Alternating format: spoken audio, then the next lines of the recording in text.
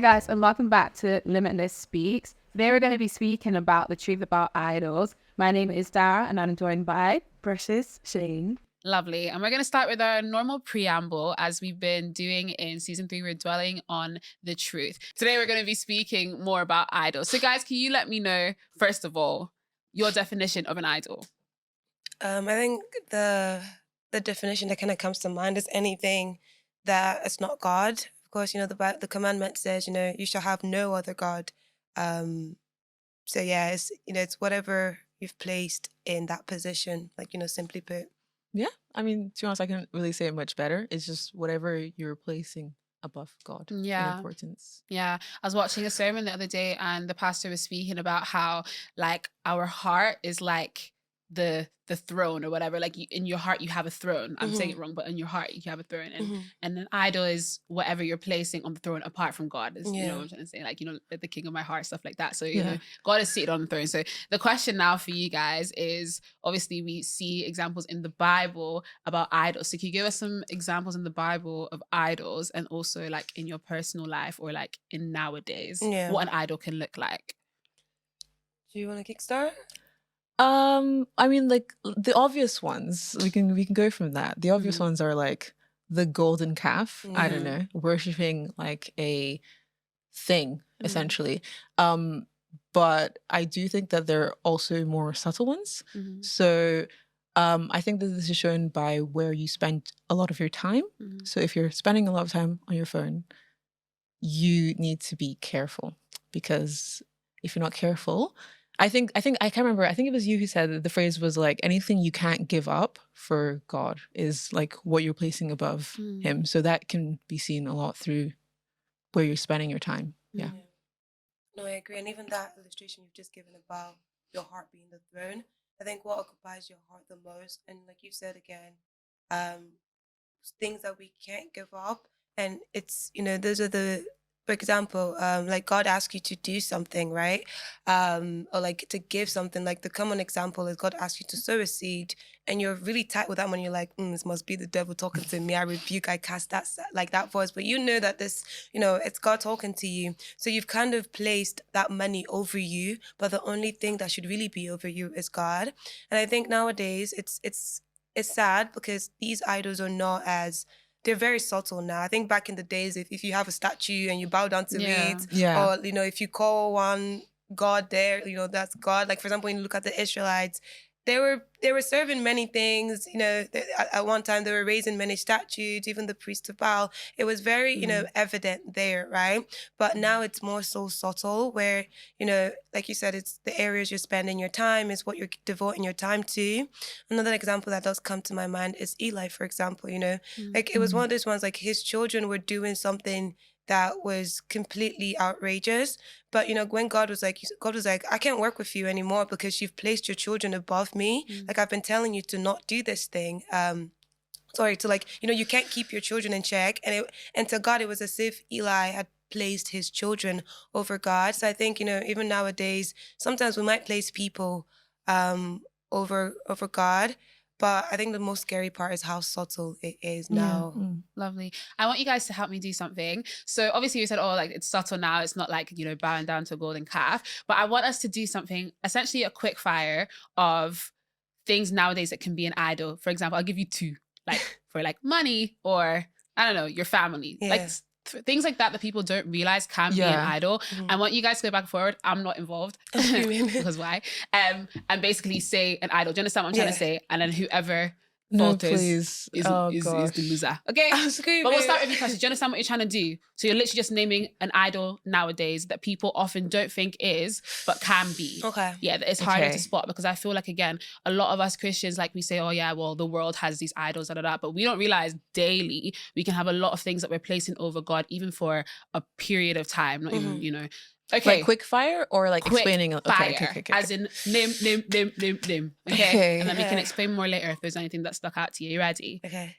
Are you sure? Yes. We'll see. Okay, Precious. Let's go. Yourself. Church. Family. Education. Money. Okay.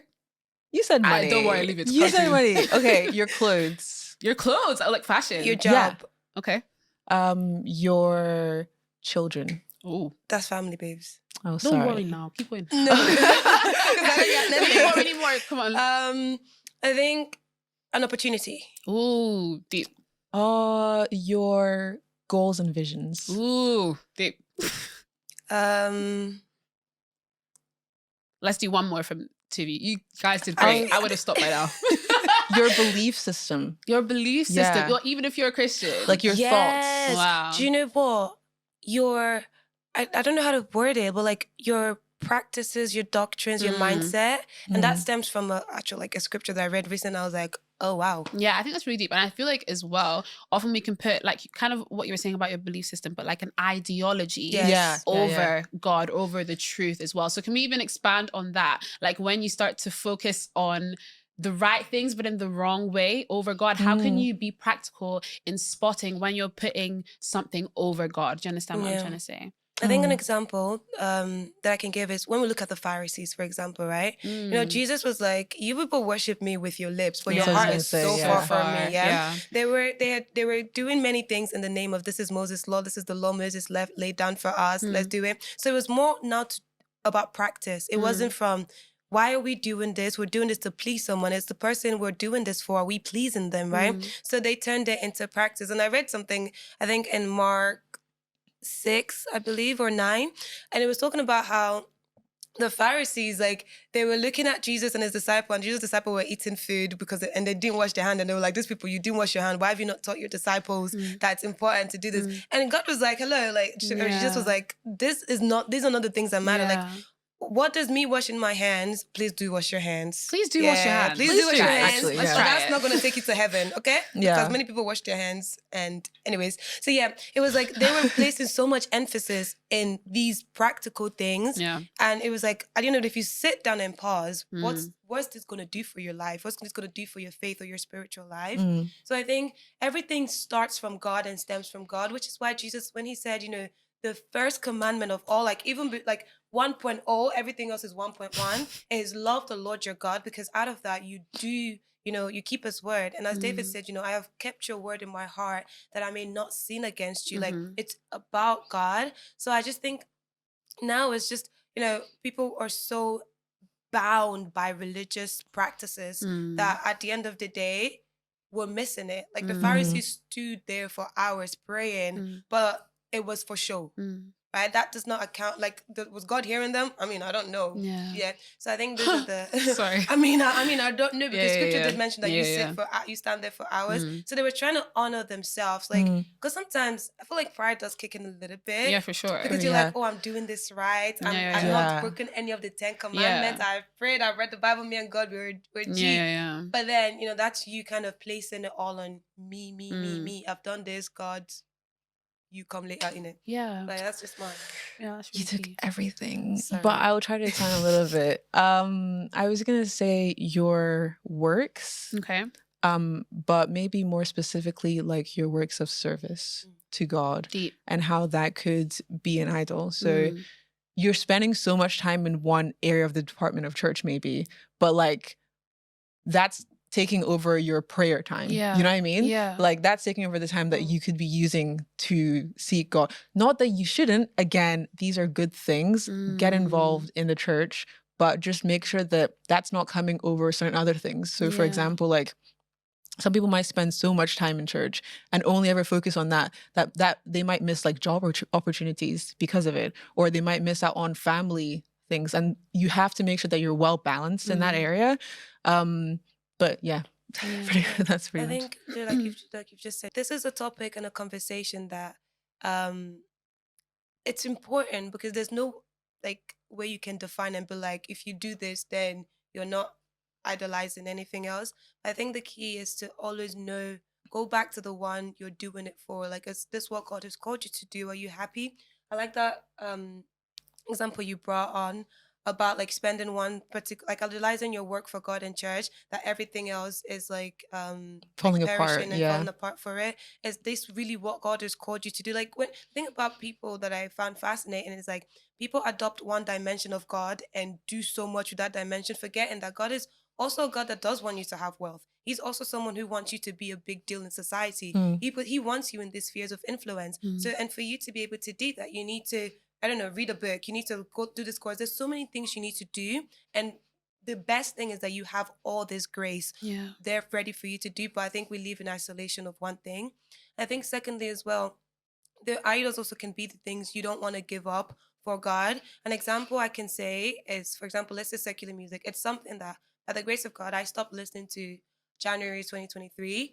And it was one of those ones, it was already time for me to stop listening to that. But I remember being a quote unquote Christian, thinking I was super, super devoted to God and Christ. But yeah, I was still listening to secular music. My mind was still filled with, these lyrics that don't glorify God. So there's also like the things that God has told you to, stay away from, to put aside. What is feeding your mind negatively? You need to drop all of that, because as long as you keep carrying it with you, these are weights. Like, it's our theme of the month in Limitless, weights. These are weights that you just don't want to put down, and it's like God is telling you to put that down. Yeah. But you're just like, no.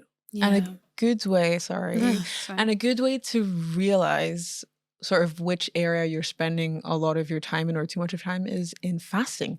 And I had no idea until like obviously you're doing it. And then you're starting to think about like everything that I do, I wanted to glorify God. Yeah. And then you're starting to see, okay, where am I spending my time? Yeah. How much am I giving to this social media and this platform and this person? And it Oh, just, we didn't say social media, guys. Hi. I said phone, but I didn't say Okay, social media. fair. Yeah. Good. Yeah.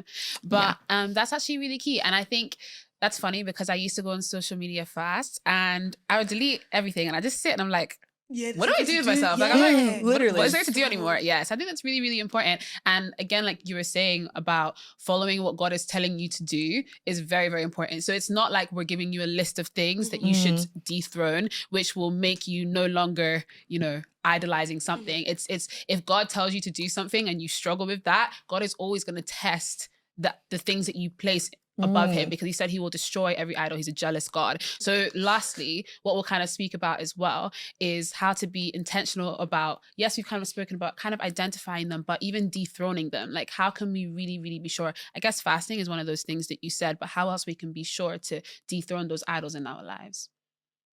Yeah, I think it starts from the place of prayer. I think one thing I recently learned in my early days of just being more intentional with prayer is prayer. To be fair, for you to pray, one answers. It's a place of humility, because you're like, Yeah. God, I can't do this. So Yeah. I'm bringing it to you. And I think that's the place God starts teaching you a lot and showing you a lot of things.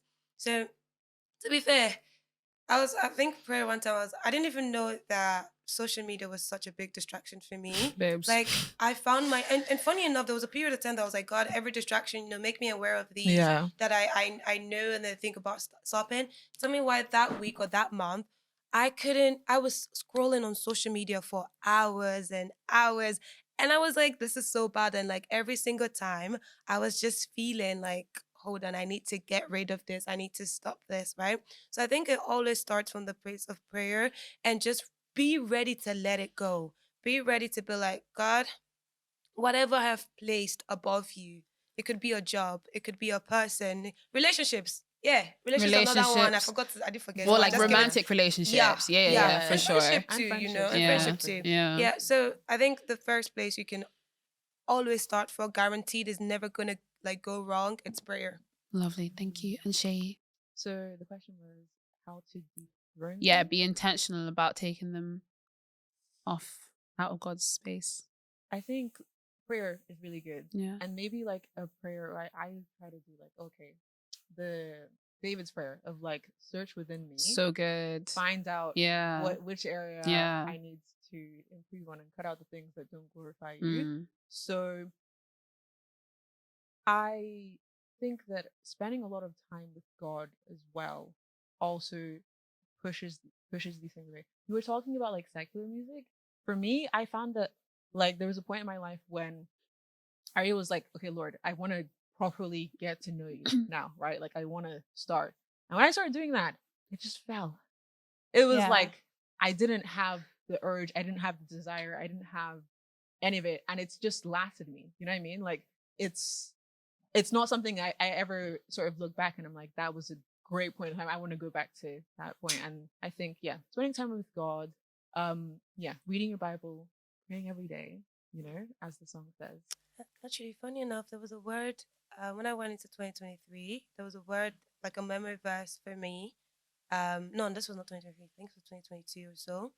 It was kind of like the start of my Christian journey to being intentional. It was seek ye first the kingdom of God, and everything will be added unto you.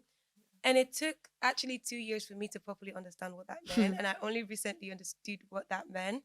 It's if you seek God first in its entirety, everything, his kingdom, his righteousness, everything, God, the things that will be added onto you, when they're added, you will know that these things are for the kingdom. You will know that these are not things that, oh, I'm meant to keep the money. No, you will know that these money, these finances, this scale, this talent is for the kingdom. I've sought the kingdom. I've identified that these are the areas that, God needs, me to play a part in. So everything that's added onto me, it's not for me, it's for his kingdom. So I think that's also, like you said, spending time in the word. The word would give you so much wisdom. It would open your eyes to the idols other people, other people had.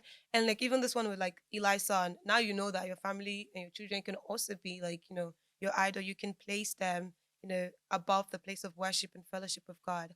But another thing I was gonna say is everything starts from God and flows to everything. Yeah. Like it's like, when you're water, like God is like that water when you're watering everything. Like without that The water, source. Yeah. it wouldn't survive. So if you want to know how to love your neighbor, love your children, keep your job, love your job, love God first, and he will teach you how to do everything else that comes. I Yeah. think that sorry, I Yeah. can't. Something that stood out to me from what you said was like focus on God. And I think that sometimes we can get caught up in what God can give us that we're not actually focusing on God. So like every prayer becomes God, please, I need this new thing. I need this new thing now.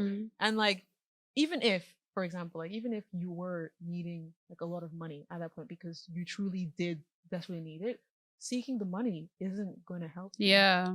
Like it's just not. That's deep. But seeking God Yeah. will, because like you were saying, everything else will be added onto you. So that's really important.